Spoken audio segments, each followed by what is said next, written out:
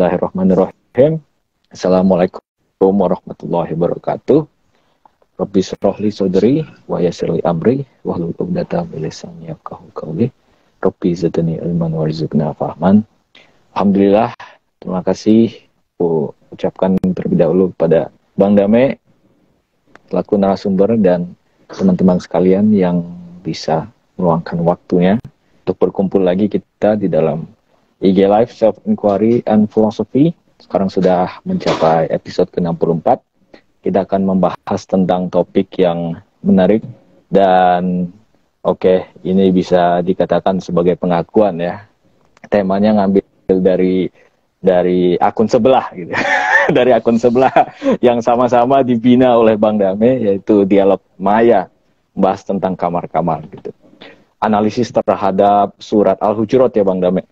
Secara harfiah artinya kamar-kamar, tapi hakikatnya dikupas gitu. Yang menarik teman-teman, ini adalah live kedua kali karena tadi ada error sedikit, maaf ya, mohon maaf. Tapi kayaknya error tersebut bisa dibilang malah sudah itu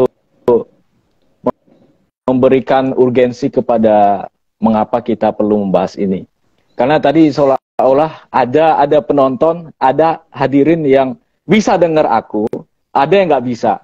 Ada yang bisa dengar Bang Dame, ada yang nggak bisa dengar aku, ada yang bisa dengar keduanya, ada yang nggak bisa dengar keduanya. Jadi masing-masing punya kamarnya, Bang Dame. Kamar-kamarnya sendiri gitu.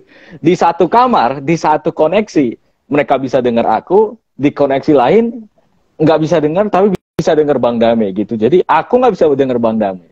Bang Dame bisa dengar mungkin dan seterusnya gitu. Jadi di situ ya kita sudah bisa melihat kira-kira gambaran abstraknya apa sebenarnya yang dimaksud kamar-kamar gitu. Oke, bahasa paling sederhana mungkin dan sering kita gunakan frekuensi. Sefrekuensi dengan seseorang yang menjadi sahabat kita gitu. Kita artinya sekamar. Mungkin nanti akan Bang Dame eksplorasi lebih lanjut gitu.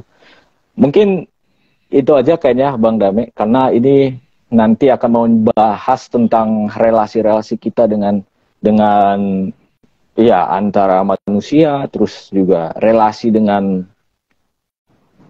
mungkin ide dengan masyarakat, dan juga dengan Tuhan gitu intinya.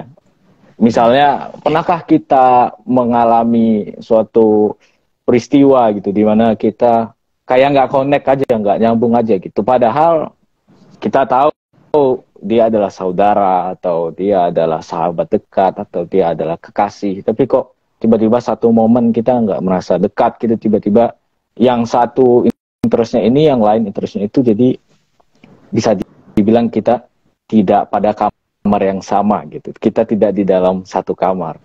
Jadi itu barangkali permulaan dari percekcokan gitu kan. Justru ketika ada satu orang yang salah kamar, kita jadi siapa dia asing sendiri gitu.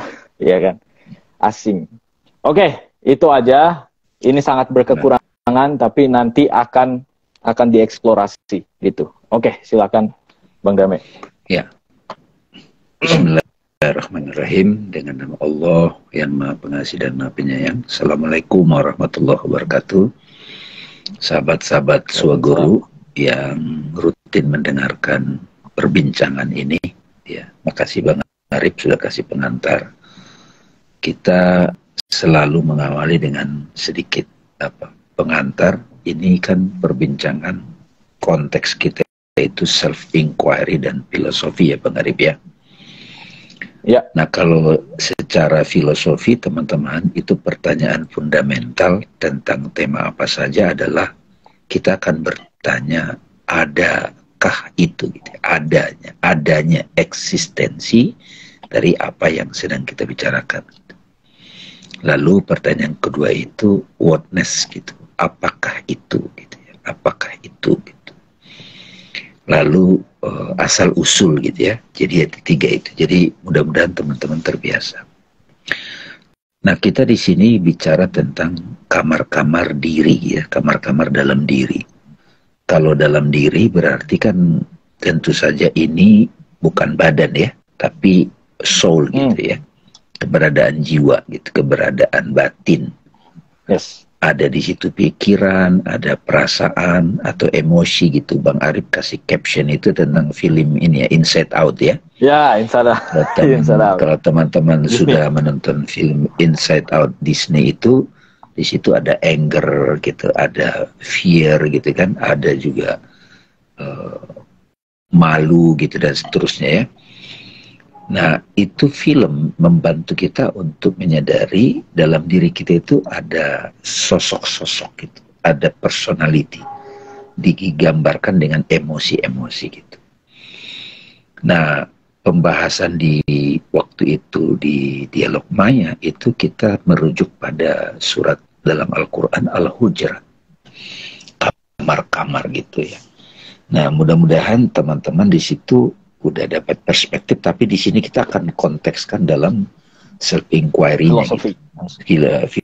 Filosofi dan self inquiry-nya kita relasikan pada diri kita gitu. Katakanlah misalnya seorang laki-laki dewasa gitu. Laki-laki dewasa dia pasti punya peran-peran. Jadi kamar-kamar batin ini, kamar-kamar diri ini berelasi dengan peran-peran sosial teman-teman ya. Misalnya seorang laki-laki dewasa ya, itu Bang Arif ya, dia misalnya dia sudah menikah, tentu saja dia akan disebut sebagai suami kan. Nah, sebagai suami itu berarti ada sosok yang dia satu kamar, satu hubungan, itu istri gitu. Ketika mereka sudah punya anak, itu ada lagi tuh peran dia berikutnya, itu sebagai ayah. Nah, sebagai ayah di situ, kamar dia itu ada anaknya. Tapi saat yang sama di situ juga ada istrinya, ada ibu dari anak-anaknya gitu ya. Jadi seorang laki-laki dewasa ini sudah punya dua kamar gitu ya, suami dan juga sebagai ayah gitu. Nah, di ayah itu ada tuh. Nah, lalu kemudian dia juga punya, kalau dia karena dia sudah menikah Bang, dia juga jadi mantu kan gitu. Jadi sebagai mantu. Nah, di dalam sebagai mantu itu di kamar itu ada mertua gitu, laki dan perempuan, ada saudara-saudaranya juga gitu. Atau di situ dia juga ikut istrinya juga di kamar itu Bang Arif. Nah, si laki-laki dewasa ini dia juga punya kamar juga, aku dan ibuku gitu, ya ibuku gitu, ya orang tuaku gitu kalau masih hidup, dan keluarga besar. Nah, kalau si laki-laki dewasa ini teman-teman dia juga punya peran sosial. Misalnya sebagai ketua organisasi gitu ya, ketua organisasi paguyuban. Itu beda lagi tuh. Nah, istrinya bisa dibawa nggak ke situ? Kalau dibawa pasif atau aktif kan gitu. Pasif atau aktif gitu ya. Nah, lalu juga mungkin dia juga punya kuliah lagi dia Bang Arif. Misalnya kuliah S3 atau S2 gitu. Dia sebagai mahasiswa tuh di situ. Nah, sebagai mahasiswa beda lagi tuh personalitinya tuh, belajar, baca buku, bikin makalah atau tugas-tugas dan seterusnya gitu. Nah, di sini teman-teman, setiap kamar-kamar batin ini itu kalau kita tidak bisa tempatkan pada tempatnya, itu bisa ribet tuh. Sangat ribet banget gitu ya. Jadi nah di antara ruang-ruang, nah, satu peran sosial itu ada personalitinya, ada rekaman pengalamannya, ada memorinya, ada visinya juga mereka mau ngapain gitu. Nah, sekarang kan peran-peran ini kan misalnya nih, seorang dia direktur Bang Arif di kantor. Begitu dia pulang ke rumah, dia bukan direktur loh teman-teman. Dia adalah seorang ayah atau seorang suami gitu.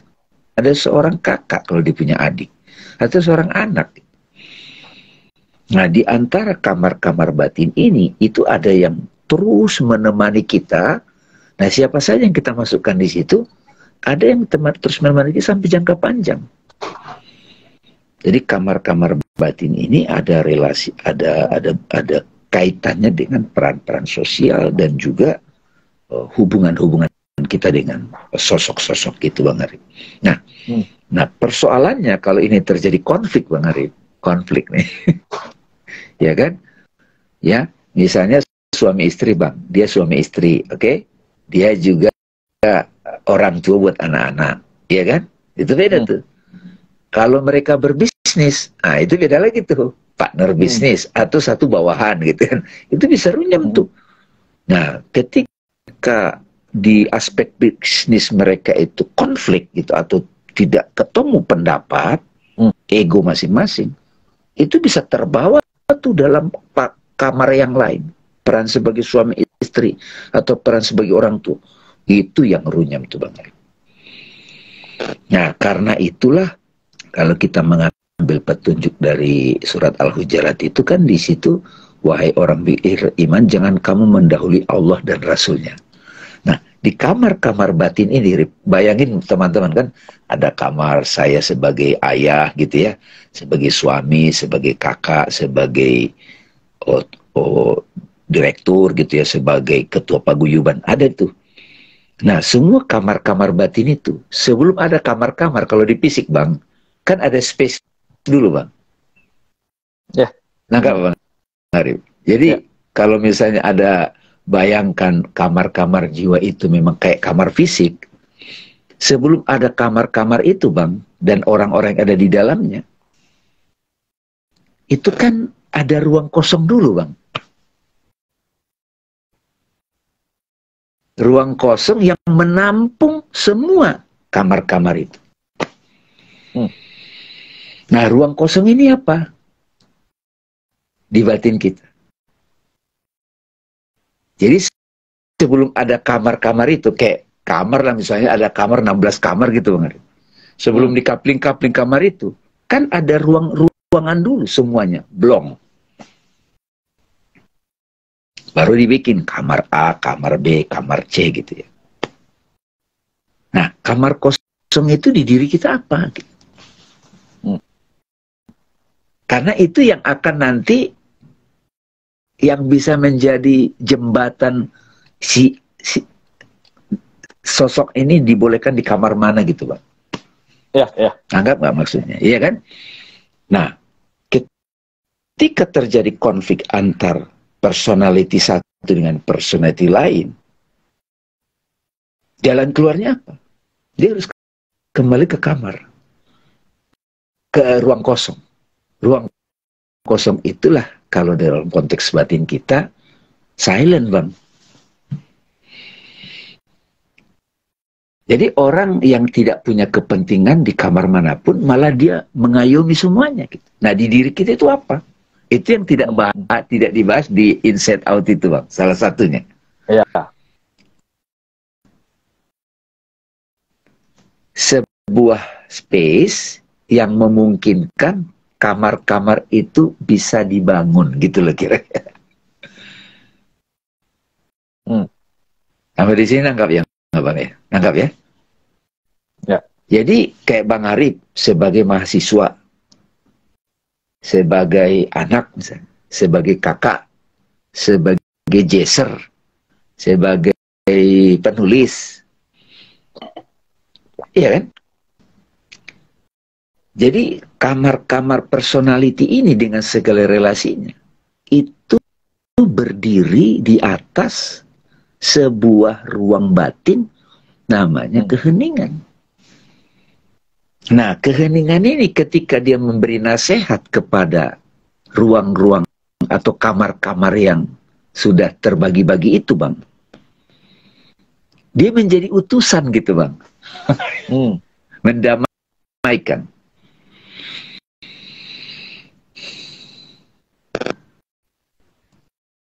Ya kan? Oke.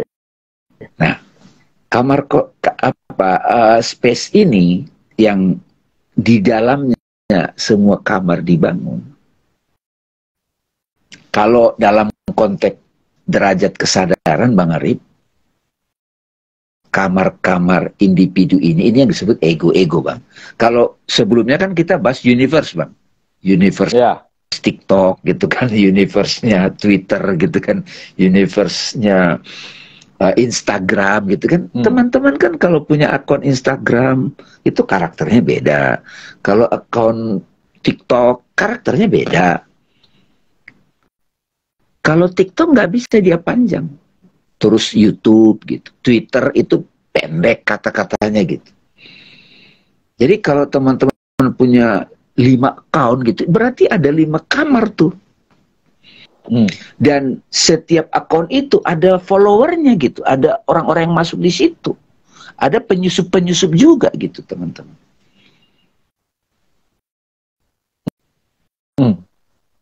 Itu bentuk self inquiry-nya gitu.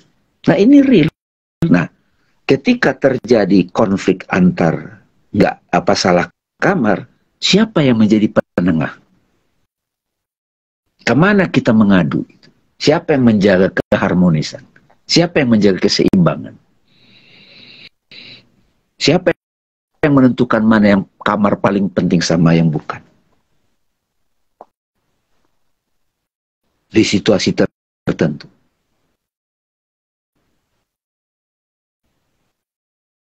Ya kan? Nah, saya mau tambahin lagi. Jadi, Bang Arif, kalau dalam konteks diri kan, ada, kalau badan nggak kita bahas kan. Di batin kita itu kan ada personality banyak. Itu ego-ego semua tuh individu. Tapi yang menggerakkan personality ini, diri-diri ego ini, supaya dia bisa balance, itu ada akal sehat. Akal sehat itu lebih utama daripada kepentingan ego ini, Bang. Nah, akal ini, supaya dia jernih, nggak dikuasai ego, dia harus ke kolbu gitu, ke heningan gitu. Nah, kolbu itulah simbol dari kehadiran utusan Tuhan, Rasul gitu. Nurani kalau di diri kita, Bang. Nurani itu bicara dalam keheningan gitu. Kejujuran, ketulusan, humility gitu. Nah, di belakang dari keheningan itu, nah di situ ada suara Tuhan gitu, ataupun kesadaran murni gitu, yang aktif untuk semuanya itu. Nah, kalau personality satu, kan itu yang sering terjadi, Bang Arif. Konflik-konflik itu kan begitu. Di masyarakat. Misalnya dia satu sisi ketua partai. Di sisi lain dia sebagai ayah. Kan konflik kepentingan gitu, Bang. Kalau dalam konteks besar, Bang Arif. Dia sebagai menteri misalnya. Tapi dia juga ketua partai gitu. Dia juga ketua organisasi silat gitu misalnya. Gimana tuh bisa menempatkan pada tempatnya gitu? Kepentingan ego, kepentingan tuntutan sosial, itu kan bisa membuat dia jadi tidak balance, seimbang gitu. Itu kalau dalam konteks besarnya, Bang. Atau tadinya dia seorang pejabat, ya, lama dia memerankan, kalau dia pejabat kan kamarnya kan dia punya anak buah, dia punya masyarakat yang menilai dia. Terus dia pensiun, Bang. Ini masih ada nggak personality pejabat ini begitu pensiun? Lewat underground bisa. Atau dia harus expire gitu. Gitu, teman-teman. Nah, tadi juga teman-teman saya baru diskusi dengan satu sahabat ketika hubungannya dengan pasangan sudah diputuskan selesai di pengadilan. Apakah hubungan mereka masih jalan? Masih gitu. Tapi sebagai parents gitu. Terus pada saat yang sama dia juga kerja gitu. Itu kan bikin kita runyam tuh di dalam tuh. Yang ini banyak terjadi pada manusia gitu. Nah, kalau kita tidak punya apa ya, penjaga keseimbangan di batin kita, itu akan sering konflik gitu. Itu dulu, Bang. Kira-kira Bang Arif ada ini nggak untuk menimpalin? Ya. Ini sudah semakin jelas ya, teman-teman. Tadi yang aku lupa sebenarnya mengenai inside out itu ya tadi. Inside out itu kita ngelihat banyak personalitas, emosinya Riley. Ada 5 kalau nggak salah. Anger, disgust, joy, sadness, dan fear gitu.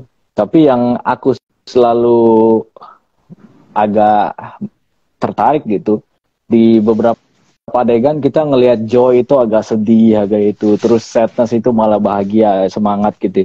Aku jadi bertanya, ini sebenarnya apakah sadness benar-benar sadness, atau sebenarnya di dalam sadness ada lagi kelimanya gitu, tapi lebih kecil lagi gitu. Jadi di dalam diri ada diri lagi. Emosi punya diri-diri masing-masing gitu. Karena itu Bang Arif, lebih masuk akal teman-teman. Kita sebut personality. Personalitas sebenarnya kan. Personalitas teman-teman. Kalau sering psikolog mungkin menyebut, memberikan satu judgement, kamu bipolar gitu. Kita semua itu punya banyak diri-diri gitu. Personality. Yang kita pakai untuk menjalankan peran-peran tertentu.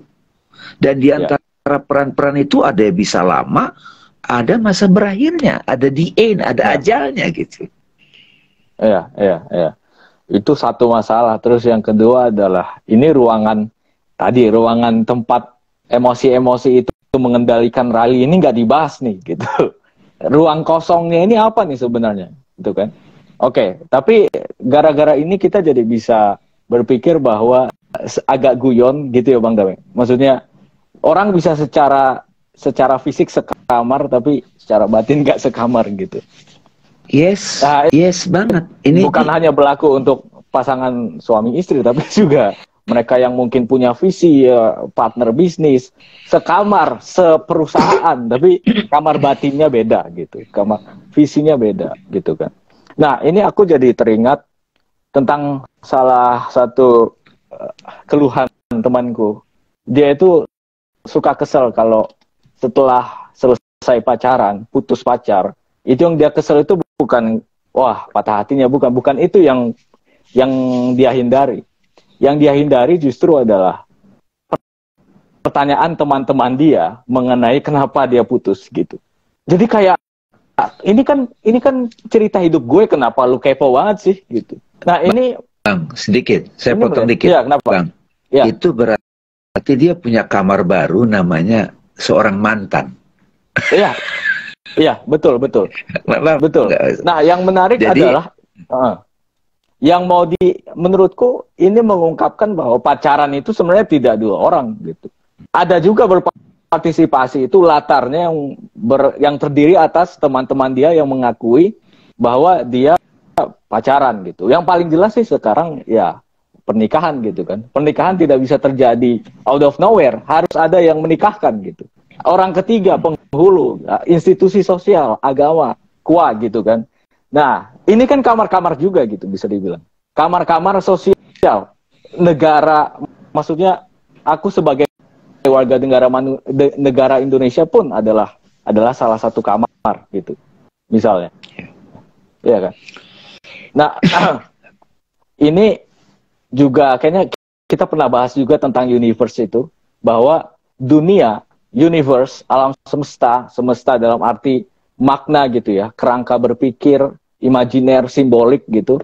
Dunia orang Indonesia beda, dunia orang Amerika beda, dunia yang patah hati beda, dunia pejabat beda dengan dunia Pak RT beda gitu. Itu maksudnya dunia.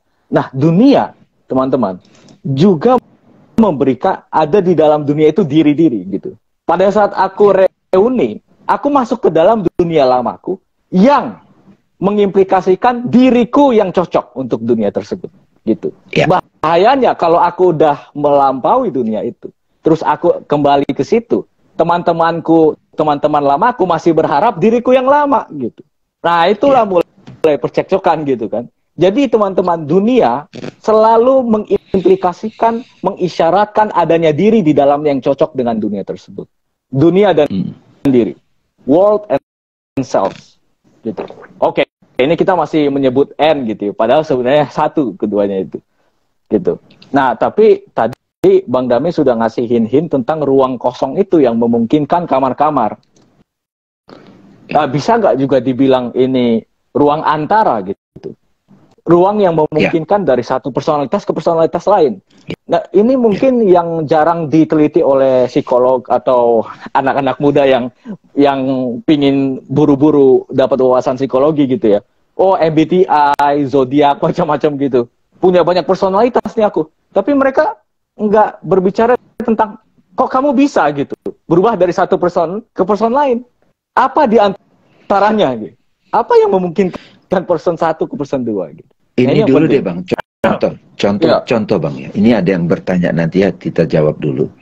Ini Bang, misalnya seorang ibu-ibu teman-teman, dia di rumah, dia menjadi ibu rumah tangga, dia melayani anak-anaknya, dia juga tampil apa adanya, ya, dengan pakaiannya.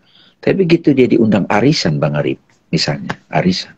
Sementara arisan itu sudah punya adabnya sendiri, sudah punya culture-nya sendiri, dia harus dandan rapi, dia harus matching sana sini, dan karakter yang dipakai juga beda gitu Bang Arif. Jadi dia di rumah itu seorang ibu, tapi begitu dia masuk ke arisan ini, itu sudah beda dia gitu. Ya kan? Betul. Nah, terus ketika dia masuk ke dunia teman-teman lamanya, beda lagi dia tuh. Nah, apa yang konsisten, yang bisa menemani setiap personality ini di kamar-kamar di mana dia bisa berinteraksi gitu.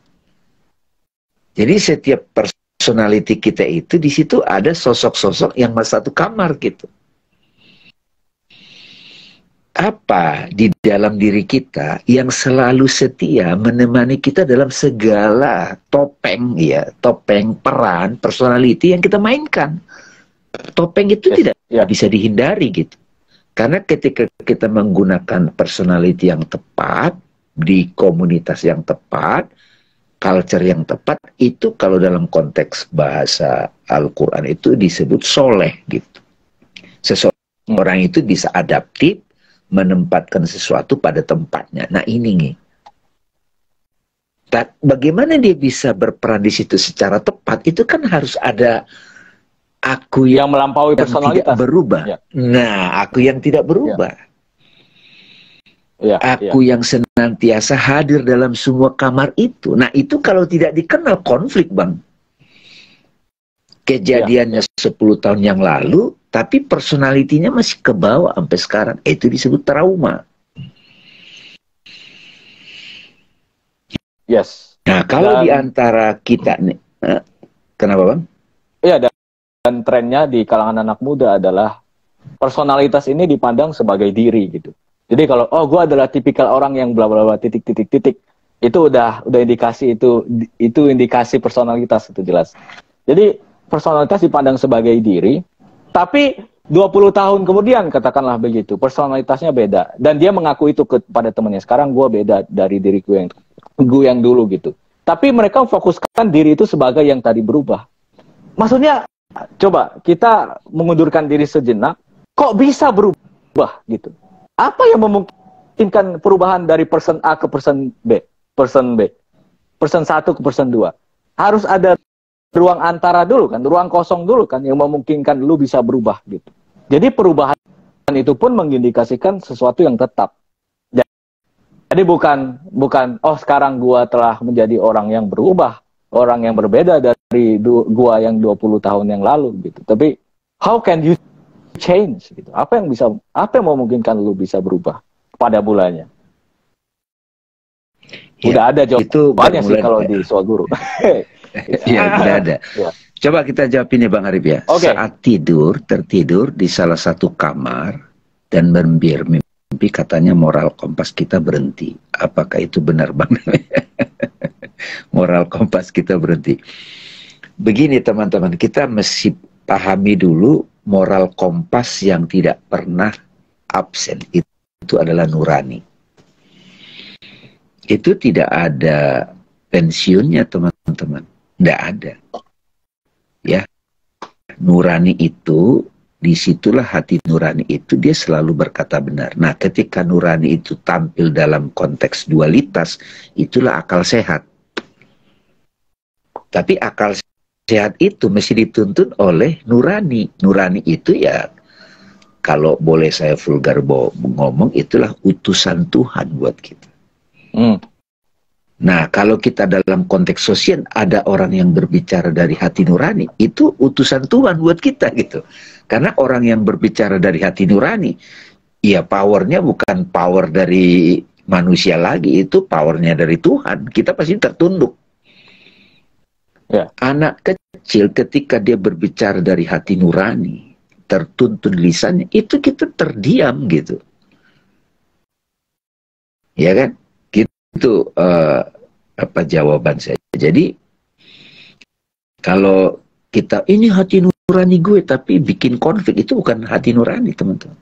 Hati nurani itu akan kita dengarkan pada saat kita sendiri jujur, kita akui kalau kita ada satu kesalahan, kita akui. Nah, berserah mengakui kesalahan. Nah, dalam situasi itu kita akan mendengarkan nurani. Tapi udah ada juga orang mengatakan susah banget ya jujur. Susah banget jujur. Kalau mau mengalami jujur itu sebetulnya saat kita sakit gitu. Ya kan, kalau sakit kan gimana lagi, sakit gitu. Oke, ini teman-teman banyak nih yang hadir nih. Ini sangat dibutuhkan loh ini teman-teman diskusi ini. Karena terus terang ilmu ini sering saya pakai untuk membantu sahabat-sahabat yang datang ke saya untuk bisa mengetahui kamar-kamar batinnya ini gitu. Gimana dia bisa, tapi harus jujur itu. Harus, kalau kata Ebit, kita mesti telanjang gitu. harus jujur.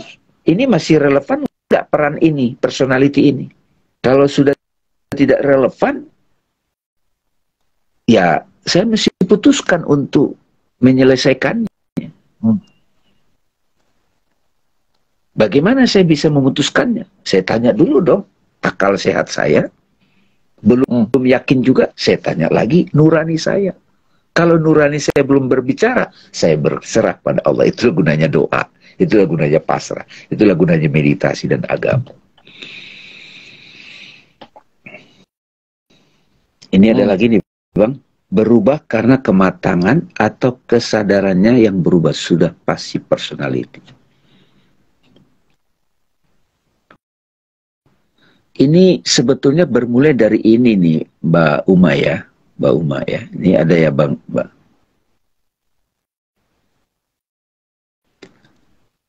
Kalau kita bicara mengenal diri ya, kebanyakan orang kan bilang saya sudah kenal diri tapi tidak clear. Secara umum orang kan selalu identifikasi I am body gitu. Itu jelas bukan itu maksudnya. Ketika kita menutup hubungan kita dengan dunia luar, katakan begitu, kita mulai menyadari pikiran, perasaan, memori, imajinasi kita, analisa berpikir kita. Kita mulai menyadari diriku itu yang mana gitu. Itu aktivitas pikiran, aktivitas kesadaran. Nah, diri yang dimaksud itu, teman-teman, adalah saat kita hening silent. Nah, itu diri kita itu. Nah, diri kita yang itu identik dengan damai itu sendiri. Jadi orang yang sudah sadar dirinya, dia nggak nyari kebahagiaan lagi, dia nggak perlu mencari kedamaian lagi pada objek, pada apa. Itu orang yang sudah mengenal dirinya. Ya. Siapa yang mengenal dirinya, dia kenal Tuhannya. Nah, salah satu manifestasi modulasi wajah dari diri itu adalah peace. Hening. Ya. Nah, ketika ada aktivitas pikiran, itu aku itu sedang mau berperan gitu. Aktivitas pikiran itu bukan diriku yang sejati. Gitu. Itu berubah-berubah. Tapi bukan berarti nggak ada gitu. Jejaknya ya, bisa dideteksi ketika terjadi perubahan gitu. Terjadi transisi itu tuh. Nah, di antara nih, waktu antara, oke, nggak pantas disebut waktu, tapi space atau apa yang menjadi penyambung transisi barzahnya itulah. Itulah yang sebenarnya, ya itulah jejak keheningan tadi itu di dalam kebisingan. Di dalam kebisingan, keheningan itu bukan berarti nggak ada, tapi dia menampil sebagai absence. Kira-kira gitu. Jadi emang deklarasi kemerdekaan Amerika sebenarnya kurang tepat gitu ya, yang berbunyi pursuit of happiness, gitu. Pengejaran kebahagiaan. Ngapain dikejar bahagia? Gitu ya. Ini Mbak Herlina macam aktor nih Bang ya, macam aktor, tapi ada yang tetap di sana. Iya betul, kita ini semua adalah pemain-pemain dalam panggung kehidupan ini. Semua yang kita perankan dalam peran-peran panggung sosial ini, satu saat itu akan mengalami satu masa berakhir gitu. Dan kita perlu cari yang tetap di situ itu apa gitu. Bang Arif sudah jelas belum ya tadi penjelasan tentang kamar-kamar batin itu, kamar-kamar diri itu. Kamar-kamar diri yang dimaksud adalah personality yang kita pakai dengan peran-peran tertentu, dengan relasinya masing-masing. Selama kita masih menganggap itu dengan kesadaran yang dewasa, kita menganggap itu masih relevan, kita teruskan. Ketika sudah tidak relevan, kita bisa putuskan, selesai. Ya, otomatis relasi yang bersangkutan dengan orang itu akan menemukan orbitnya, gitu ya. Nah, ketika terjadi konflik atau ketidakseimbangan lah, gitu ya. Itu sudah pasti terjadi setiap hari. Terjadi ketidakseimbangan antar personality itu salah kamar, maka bagaimana solusinya untuk bisa menemukan equilibrium? Kita memundurkan diri dulu, disitulah penting kita, sebelum ada kamar yang dikapling-kapling itu, ada duluan space. Ya, kalau dalam konteks kamar batin kita itu ada personality bentuknya pikiran, emosi, identitas sosial. Sebelum ada semua itu, saya adalah kekosongan. Saya adalah space. Begitu kita dengan mudah kembali ke space, nah di situ kita akan damai apa adanya diri kita. Damai apa adanya diri kita, tidak perlu lagi apa-apa dari sosok-sosok personalitas itu. Ketika kita mau menghidupkan personalitas ini dengan kamarnya masing-masing, disitulah ada peran berikutnya yang disebut cinta, kasih sayang, compassion, generosity. Nah, disitulah orang yang sudah menyadari kamar-kamar batinnya itu, dia akan memerankan kamar manapun, seperti apapun itu dinamikanya, itu dia lakukan dengan Bismillahirrahmanirrahim. Jadi kalau kita kaitkan dengan konteks hadis, perbuatan atau aktivitas yang tidak dimulai dengan Bismillahirrahmanirrahim tidak sampai pada tertolak. Ya. Jadi sahabat-sahabat sekalian, solusi persoalan apapun yang menyangkut konflik dalam diri, yang menampil dalam konflik sosial, konflik antar hubungan, itu bermula dari ketidaksadaran kita akan kamar-kamar batin kita. Begitu kita sudah menyadari, oh ada kamar personality ini, sebagai ibu, sebagai istri, sebagai ketua dharma wanita, ya sebagai apapun yang teman-teman bisa selidiki pada pengalaman pribadi masing-masing. Nah, menjadi problem ketika kita menganggap diri kita adalah personality itu, diri kita adalah peran sosial itu, ketika dia expire, wah itu apa ya, itu yang disebut itu sindrom, post-war syndrome gitu banget. Dan itu banyak teman-teman, orang-orang yang sepuh, orang-orang yang sudah senior, tadinya dia banyak peran-peran sosial, begitu dia sudah mulai pensiun sendirian, menakutkan sekali lonely itu. Itu bisa terjadi pada siapapun. Karena dia masih menganggap diri dia adalah person-person itu. Gitu banget. Ya, ya. Sudah jelas ya, mudah-mudahan. Ya. Ya. Ini ada dari Alhamdulillah. Reza Jong Javaman. Assalamualaikum para senior, izin para senior lah. Izin bertanya, silakan, silakan. Langsung aja, nggak usah nanya-nanya gitu. Langsung tentukan pertanyaan. Jujur, jujur nggak susah, apalagi saat kita sakit. Iya, oke. Oh ya, sebenarnya ada pertanyaan titipan nih dari Bu Herlina. Boleh ya dibacain ya. Tapi dalam konteks ini Baca. coba. Ini Coba. bisa jadi tantangan juga bagi kita sebenarnya. Apakah surga yang digambarkan di Quran itu ada atau kiasan atau bagaimana ya? Surga dalam makna rasa saya mengerti, tapi bagaimana nasib orang baik tidak bersyahadat, puasa, zakat, haji, tidak percaya Quran gitu. Dalam konteks ini. Jadi ada surga yang kita tahu dari doktrin Islam, tapi ada juga surga yang tadi tentang rasa, kenikmatan, kedamaian gitu. Apakah benar-benar ada? Menarik juga, aku pikir sih dari konteks ini. Kamar-kamar. Iya. Oke. Betul. Jadi teman-teman ya, itu bagusnya kalau kita belajar filsafat, teman-teman. Belajar, kalau saya coba pakai referensi Al-Quran, itu kita teliti membaca gitu, Iqra gitu, teman-teman ya, Iqra. Kan Iqra itu, Nabi Muhammad Iqra itu bukan membaca tulisan, teman-teman. Meskipun Nabi sebenarnya bisa baca tulisan. Iqra itu mengajari kita untuk sendiri langsung menyelidiki apa saja. Nah, ketika tadi ditanya, apakah benar surga yang diterangkan ustadz kita kepada kita dari kecil, ada sungai yang mengalir gitu-gitu, itu sebetulnya realitasnya apa gitu. Nah, kalau saya jawab di sini versi saya, teman-teman yang mendengarkan akan dogmatis lagi. Kata Bang Dame, ada begini-gini. Atau dia hanya sebuah rasa gitu. Coba nih teman-teman, ini saya agak lambatin nih. Jadi apapun yang mau kita tahu, yang kita baca di teks, yang dijelaskan oleh siapapun yang punya otoritas, kita perlu ada semacam kedewasaan intelektual, akil balik namanya, untuk berani menyelidiki sendiri. Tentu saja kita nggak sok tahu.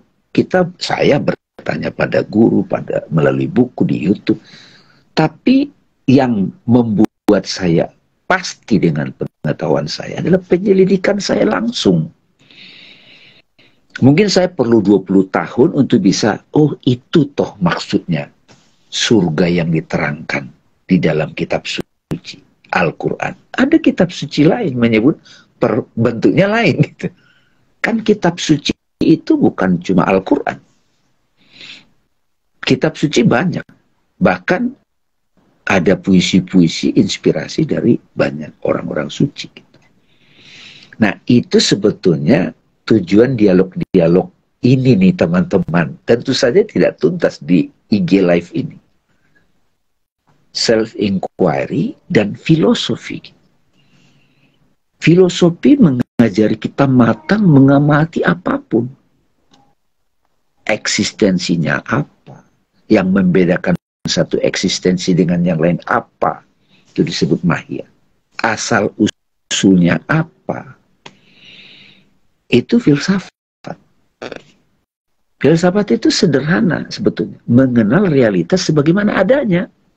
Realitas yang tampak secara fisik, maujud kalau di bahasa Arab. Maujud mental hadir di pikiran, bukan di sini loh. Pokoknya kita kepikiran gitu. Keberadaan sistem semesta, hukum sebab akibat, sunnatullah. Kayak kita sekarang dialog ini Instagram, kita bisa didengarkan 40 orang, itu kan ada algoritma. Ada aplikasi Instagram, ada internet. Itu tidak kelihatan mata, tapi ada. Jadi sistem itu juga eksis. Mata apa, angin bergerak, hujan turun. Kalau dalam bahasa agama, teman-teman, Mbak Herlina, itu disebut Mikail gitu. Malaikat Mikail kan pengatur rezeki. Rezeki bukan cuma uang. Ada malaikat Israel dalam bahasa dok. Itu bentuknya apa? Eksistensinya apa nih malaikat Israel? Coba dari kecil kita puluhan tahun dikasih tahu ciri-cirinya, uraiannya, buku yang... Tapi kita perlu tuh berani selidiki. Tentu saja ditemani guru. Kalau kita membutuhkan pengetahuan itu, ketika murid datang, guru akan datang. Nah itu seorang guru juga mau mengajarkan itu. Mau memfasilitasi itu. Itu filsafat. Nah self inquiry-nya apa? Tanya, siapa nih aku yang mengetahui itu? Kaitkan pada diri sendiri. Itu sebabnya teman-teman, ya, ini sering saya ulang. Dan ini tidak tabrakan dengan apa yang diajarkan selama ini. Syarat orang belajar Islam, akil balik. Akil balik kalau secara umum itu kalau laki-laki udah mimpi basah. Kalau perempuan udah mens. Kalau dalam konteks filsafat, akil balik itu akal balik dewasa. Memang agama itu untuk mereka yang akalnya matang sebetulnya, baru ngerti.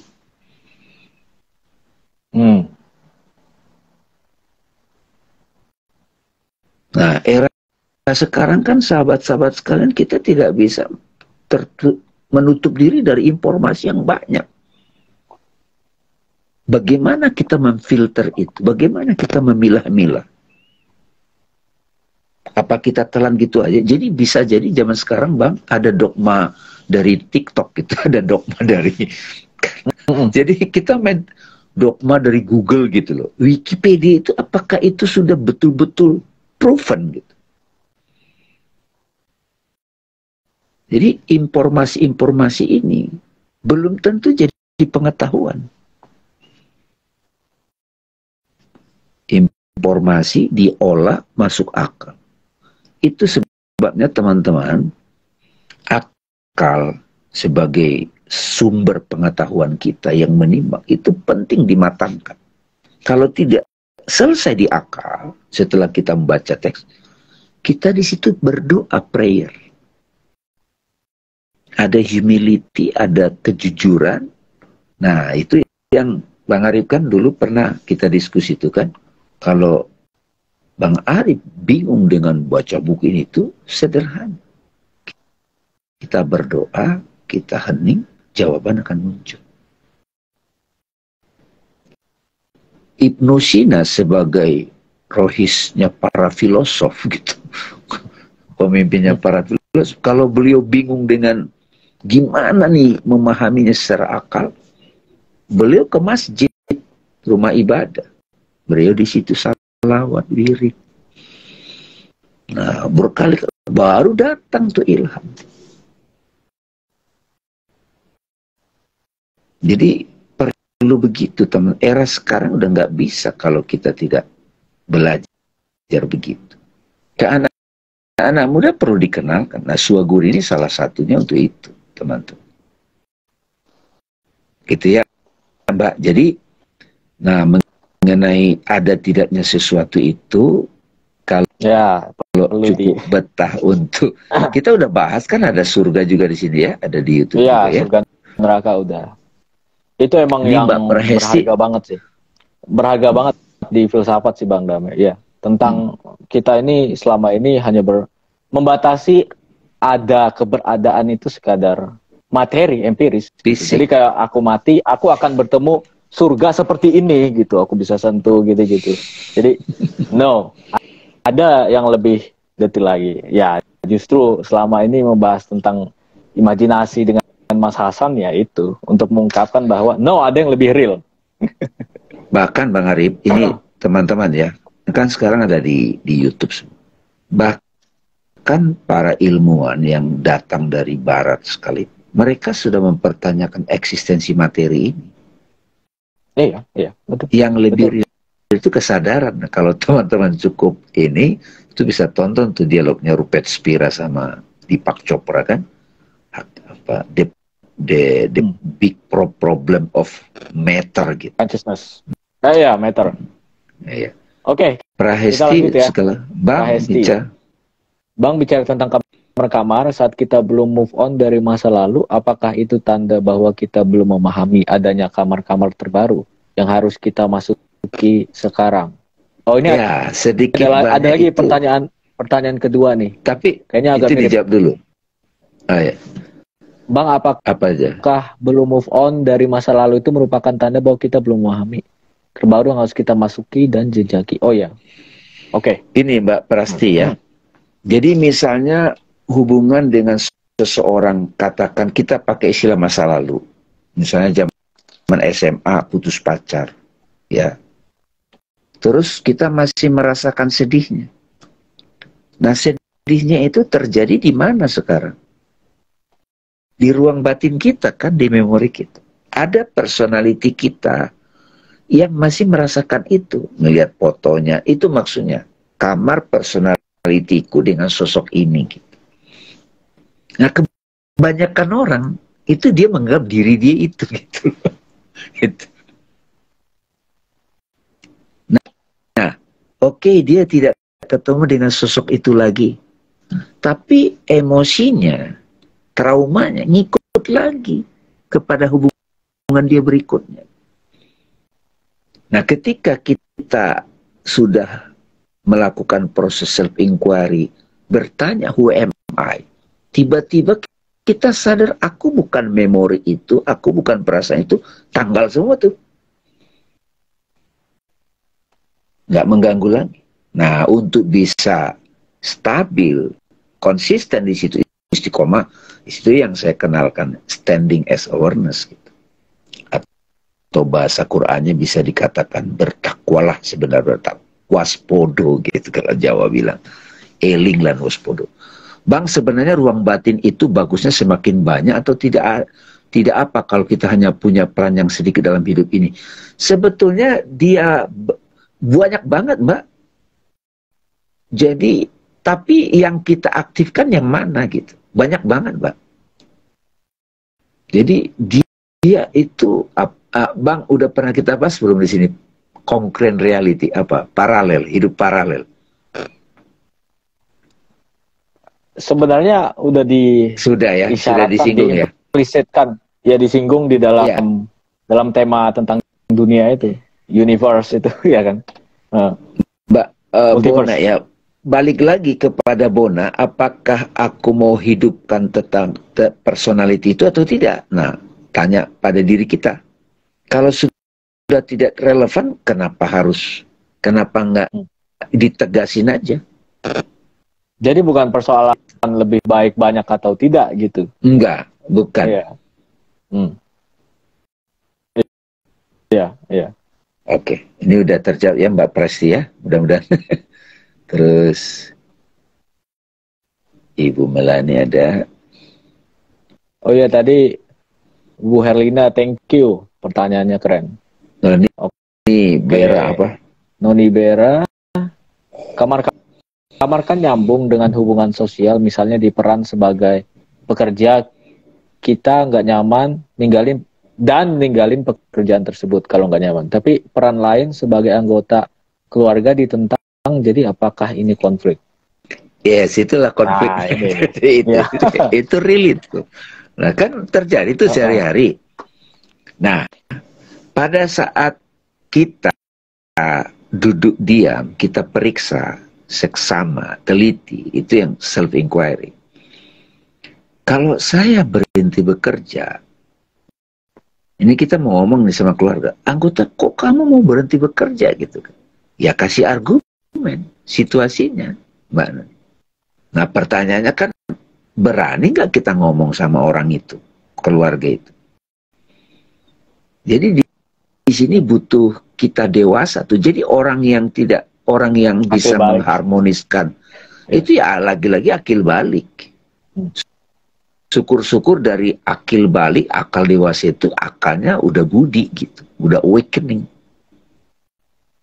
Kalau orang yang sudah berakal budi, nah itu ahlakul karimah kan, penampilan luar. Nah jadi teman-teman jangan dibiarkan nih Mbak Noni ya, konflik antar peran itu berlama-lama. Karena kalau ya gue nggak, besok datang lagi tuh. Besok datang lagi. Dia terus. Jadi kita bisa sadar saat bermimpi. Terima kasih banyak Bang Arif. Nah ini nih, kitanya itu yang mana gitu Mbak? Ya, kitanya itu yang mana? Dalam mimpi kebanyakan orang kan tidak sadar. Makanya kita dikasih nih waking state nih sekarang nih teman-teman. Kalau teman-teman di kamar kan sadar tuh ada ruangan, ada sofa, ada lemari kan gitu sadar tuh.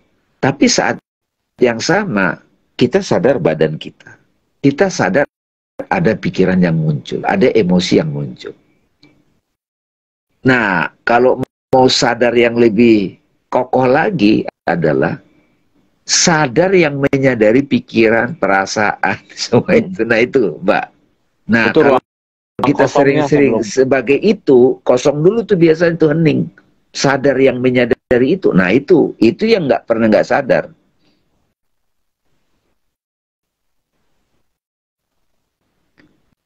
YouTube-nya apa Bang? Nah itu ada yang nanya tuh. YouTube-nya tuh ketik aja Rupert Spira Mbak. Itu ada tuh tentang hubungan the problem of consciousness ya. Di situ dibahas tentang materi. Rupert Spira dan Deepak Chopra. Iya. Hidup paralel maksudnya bagaimana Bang? Nah, hidup paralel itu, nah ini lagi nih teman Mbak Uma itu bisa buka ini Mbak. Kita pembahasan tentang waktu tuh, di situ kita bahas tuh, ya. Pernah kan kita bahas Bang? What is time? Iya. 2 kali bahkan. Bisa. 2 kali ya. Boleh tuh Mbak, dibuka di situ, sudah seru tuh. Dan yang penting kemampuan kita, yang penting kemampuan kita menempatkan peran kita ke dalam kamar yang kita kenal. Kamar itu kemungkinan bisa ada yang pantas dikumpulkan di situ. Betul Mbak. Jadi misalnya gini teman-teman, kita lagi mau bikin kelompok SMA gitu. Teman SMA kita satu kelas ada 50 gitu. Temanya kan tema SMA. Nah kalau kita mau agak spesifik, spesial, kan nggak semua kita ajak tuh yang 50 Mbak. Kita kan raba-raba dulu tuh di ruang batin kita waktu dulu gitu. Kalau ada yang salah masuk, kita masukin aja. Wah itu jadi tegang tuh, nggak seru jadinya diskusinya. Itu loh maksudnya. Nggak usah jauh-jauh deh Mbak. Kalau di politik misalnya kan ada tuh antar petinggi partai kalau ketemu, kalau ada dia gimana jadi kaku gitu loh. Itu salah kamar tuh. Nah yang lebih repot lagi tadi kata-kata Bang Ari. Suami istri di kamar berdua, fisiknya satu kamar nih. Tapi di batinnya nggak sekamar. Nah itu loh. Apa buktinya? Yang satu chatting kemana, satu chatting kemana gitu. Ibu dan anak atau ayah dan anak lagi di restoran ya, atau di ruangan satu kamar misalnya. Tapi mereka tidak nyambung gitu. Mereka harus mencari tema yang bikin dia nyambung sehingga bisa di satu kamar. Itu maksudnya. Personality apa dalam diriku yang bisa aku masih nyambung dengan sosok ini gitu. Nah ada orang kan gue nggak mau konflik, ya itu nggak satu kamar lagi udah itu. Fisiknya satu kamar, tapi dirinya udah nggak sekamar gitu.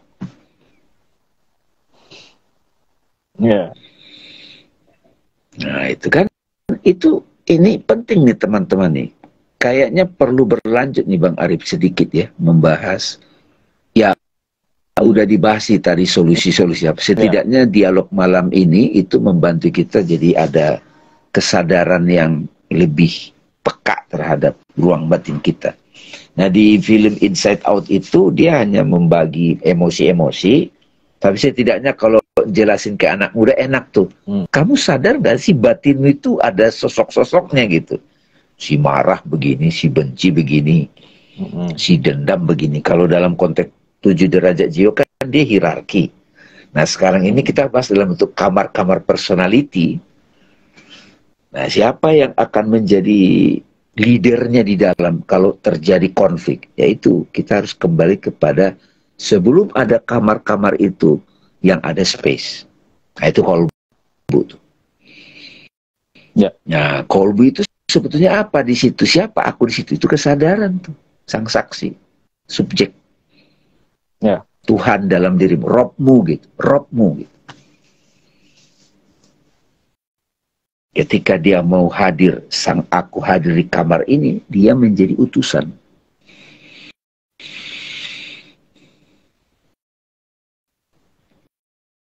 Ini nggak abstrak kan teman-teman ya.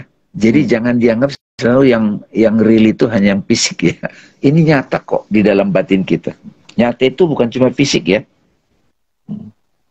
Duit kita di digital itu kan nyata itu kan. Buktinya dia bisa ngirim makanan pakai GoPay kan gitu. Kalau kita pesan makanan kan pakai duit digital, teman-teman. Tahu-tahu datang. Siapa bilang itu nggak nyata? Jadi mulai sekarang nyata itu bukan cuma fisik.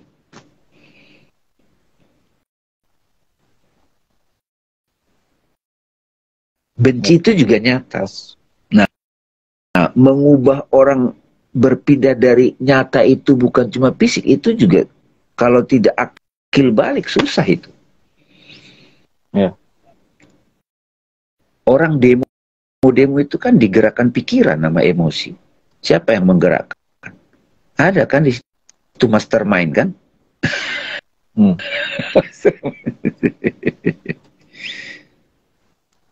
Nah, ini banyak nih teman-teman hadir ya. Mudah-mudahan bisa dapat ya. Insya Allah besok ada lagi tuh dialog ya. Journey of Soul ya insya Allah. Insya Allah kita Ramadan ya. Ramadan. Tentang Ramadan. Iya. Iya. Oke Bang Arif, saya kira udah ngolor ngidul kita ini. Oke. Mudah-mudahan memberi manfaat ya. Silakan Bang. Oke, thank you. Tadi udah kemana-mana ini. Banyak yang seru ya. Ternyata banyak juga yang tertarik nih. Iya, ini sangat relevan sih dalam kehidupan. Udah dibaca? Udah. Ya semua ya. Oke. Sip, kalau gitu terima kasih Bang Damai, terima kasih teman-teman semua. Ini kita bahas tentang topik yang sangat penting yang bisa mengubah hidup kita literally gitu, karena tanpa wawasan ini, tanpa kita sadar untuk meneliti kamar-kamar kita, ya itu akan terus terjadi konflik gitu. Kalau aku sih bisa merangkumnya pada akhirnya intinya gitu ya. Ini agar kita punya furqan gitu. Ini karena mau mengarah ke Ramadan gitu. Iya kan, maksudnya intinya kamu sadar ada kamar-kamar, terus ketika bertemu seseorang sesuai pastikan kamu masuk ke kamar yang sama gitu. Jangan sampai dua kamar saling bertabrakan gitu. Nanti mencederai keduanya. Ya, coba bayangin dua kamar itu tabrakan gitu, nggak bisa. Jadi harus di satu kamar. Ini sih sebenarnya intinya menurutku, untuk ya menyadarkan kita, membuka mata kita bahwa ada pembedaan gitu, pembedaan dalam diri, dan nggak harus seperti apa yang dalam psikologi sebut sebagai bipolar atau skizofrenik. Enggak, orang-orang normal sebutlah gitu tanda petik ya, pun banyak banget gitu, banyak banget personalitas, identitasnya gitu. Meskipun identitas nggak personal gitu ya. Pak Jokowi sebagai presiden itu nggak personal tuh presidennya. Bisa dipakai Pak SBY, bisa dipakai Gus Dur gitu kan. Dia itu nggak personal, tapi sebuah kamar juga. Kamar yang lebih kompleks menurutku kayaknya. Karena ada di situ nasionalitas gitu dan seterusnya. Tapi kalau yang person ini nih, personalitas ini. Jadi itu pembedaan lagi tuh antara yang personal dan yang impersonal.